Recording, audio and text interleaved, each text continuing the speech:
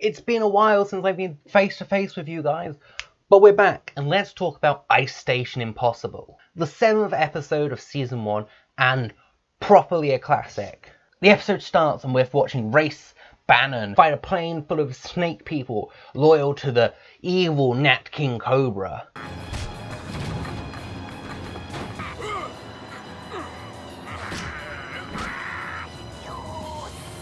And it's going pretty well. He manages to plane jack them, uses his sexy knife shoes, and even does a good one-liner as he says he's got to leave this party early.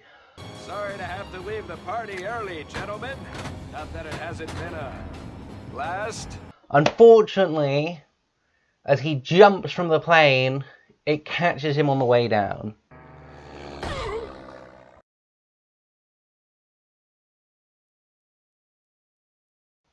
And the plane crashes through the Venture property as Hank picks up a mysterious package that's fallen from the plane.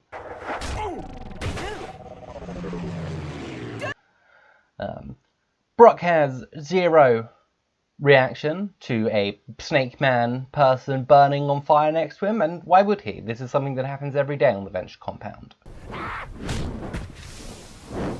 And then we get to see Doc in Ice Station Impossible. And we get introduced to Professor Impossible for... Welcome to Impossible Industries, gentlemen. Not the first time, because technically he was in the pilot, but our first real showing. As he takes Pete, Billy and Doc under his wing on a super top secret trial experimenting think tank thing. Since this think tank is a joint effort of Impossible Industries and the government, the strictest security measures have to be followed at all times. Not 100% sure how Pete got invited to an ultra-secret think tank, but he was at college with Doc, and the professor tells them all about how poor Doc was at college. And we also get introduced to the eye suit, and one of my favourite white lines of all time, it's like wearing nothing at all. It's like wearing nothing at all. And Doc mocks him for his brown nosing. You've got a little something brown on your nose. Speaking of... We find out Doc can't even put clothes on properly because he's Doc Venture. He will never, ever be able to do things perfectly. There. How's that feel? Impossibly great. And the boys will go for a bathroom drug test, which Rusty isn't going to pass. And we get to see some interesting shots of White's pants. Hey! How about that? I'm not wearing any underwear. Or boxers, or underpants, or whatever you Americans call not pants. Pants or trousers? Brock starts to investigate the plane wreckage, finds an agent, Race Bannon, missing in action. Boys, we've got an agent MIA. And that's when Brock realizes it's spy time. He's going to have to actually do some hard work. We see some kids poking the corpse of Race Bannon. And Doc, a known druggie, starts to use his own children's urine to pass the drug test, which of course is a new low for Doc, but he can't even pull it off successfully. It's finally proved themselves useful for something. Company policy, company policy. Anal retentive weird. Oh! The kids start to find Race's gadgets and use his corpse as some kind of fun ride, messing around with all of these new gadgets and tools.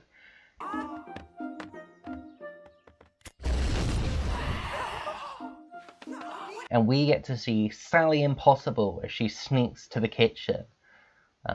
And we find out Richard is a bit of a control freak, and there's definitely not a healthy relationship happening here. Honey? I needed something from the kitchen. Well, all right. I'll allow it, but... Fortunately, we know that's not going to last forever. And Pete, surprisingly, finds the balls to call out Professor Impossible on this. Which is surprising, because normally Pete is quite happy to sit in the background and not cause conflict. Make your wife stay in her room? I know how this looks, but Sally has a medical condition. Brock talks about finding the people who did this to Race Bannon, and Hank blames the children because Hank knows best. Ray Spannon. Those bastards killed him. Those kids? Damn it, we let them go! Brock receives a final message from Race telling him to tell Johnny he loves him, which is kind of tragic because we see Johnny later in the show, and I worry that Brock probably never ever told him that. And maybe it would have made him feel better about the whole dad situation. Anything, old friend. Tell Johnny I love. And then as Rusty's working all on his lonesome, Sally Impossible comes back, and clearly there's some chemistry between the two in the past as she presents him with a jar of her own urine. Oh, I brought you something. Oh. Is that your, No, it's your, So he can pass the drug test, because at least someone is looking out for Rusty, because he can't look out for himself. He also Brock starts putting on a tape about the Goliath serum and watches it with the boy. It alters the subject's metabolism, turning it into a living, breathing time bomb within 24 hours. At which point he realizes Hank has been exposed and is becoming a time bomb, as he slowly starts to show the symptoms of the Goliath serum. Unintentional exposure, watch for the early warning signs. Does the patient look flushed? Does the patient have an abnormally large appetite? A flushed red face and a ravenous appetite. But Doc and Sally are having a wonderful time as they start to crack open some alcohol. So good. I haven't laughed like this in years. Richard never lets me drink. And they have a pretty fun time until Sally goes in for a kiss. And unfortunately, her superpower reveals itself as her skin turns transparent and Doc screams succubus like a little girl. Kiss me, Dr. Venture. Kiss me. Please, please, Dr. And as Doc runs into a secret room hidden within the facilities, he's met by a man on fire and the human Callus, Ned himself. And we realise that this is a full Fantastic Four parody. But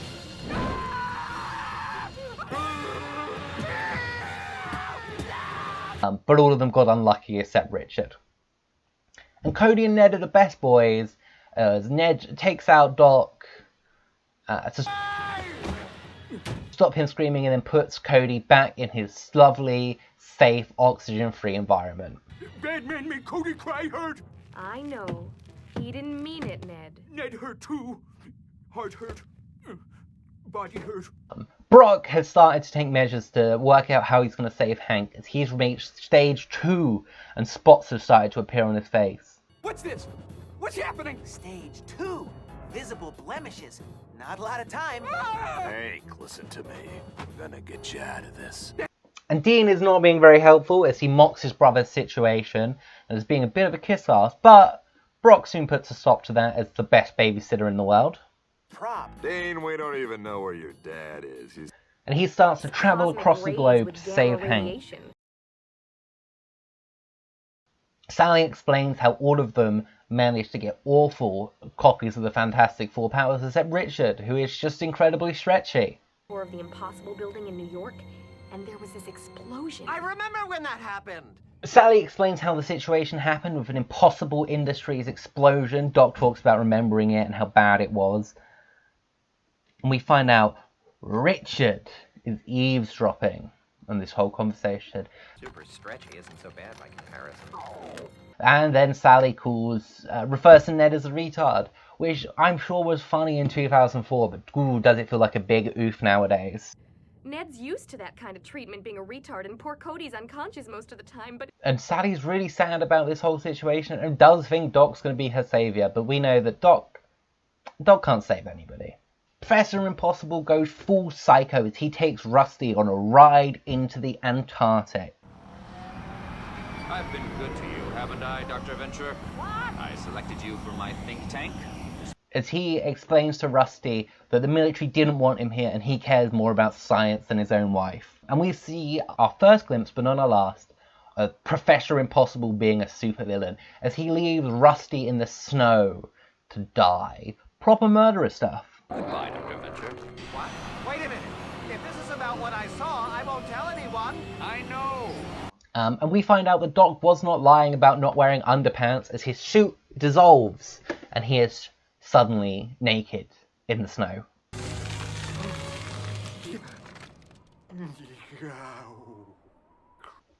Dean is suddenly less and less confident as Hank is at stage 3.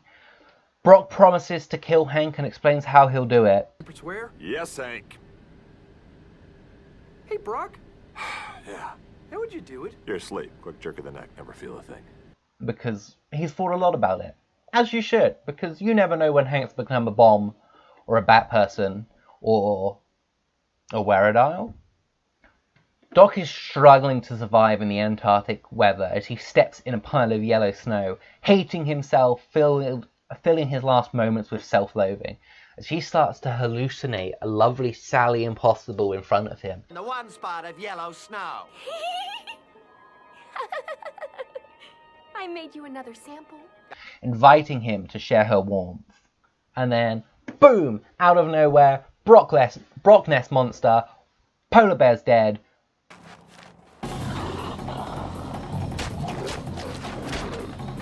Here, put this on. Not the first time we've seen him take out polar bears, it won't be the last. And after giving the polar bear skin to Doc, he explains that Hank's a bomb, and Doc explains his foreskin's broken off. Hank's a bomb. I think my foreskin might have just broken off. Hank reaches stage 4 and starts hiccuping as Brock asks Professor Impossible for help. And Professor Impossible brings out the only solution he can think of.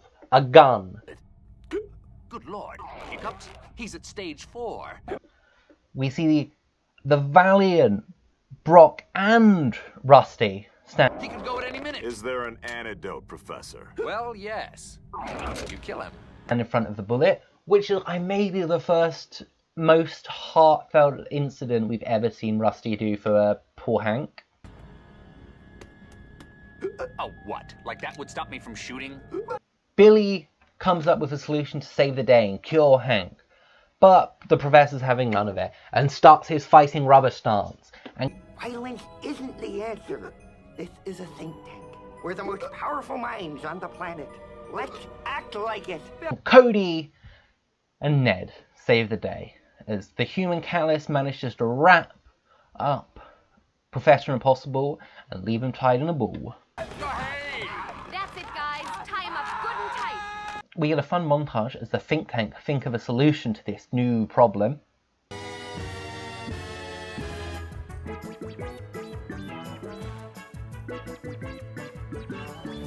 And it seems to work, as Hank does not explode. They've saved the day. Unfortunately, It worked! We're freaking geniuses! Richard explains to them that they've made salad dressing and his original product probably didn't work. Ranch dressing. How did you get free? There's a reason Ned's boots have Velcro instead of laces, honey. He also explains that leaving Ned to tie up knots probably not the best idea, since you don't even trust him without Velcro on his shoes. And the boys are very happy that they're going to get a new Invisible Mom. But, of course, I'm not gonna explode anymore. And plus, free Invisible Mom. Rusty, being the asshole he is, shoots out of there before she gets a chance to pack. You wanna... Yeah, go. And we find out in the after credits scene that she's pregnant with Rocket. Dr. Ventures? Pregnant? Which is even more depressing because it's going to force her, or we think it's going to force her to stay in this loveless marriage. Fortunately, we know Rusty's better half will get involved. To beat up a man.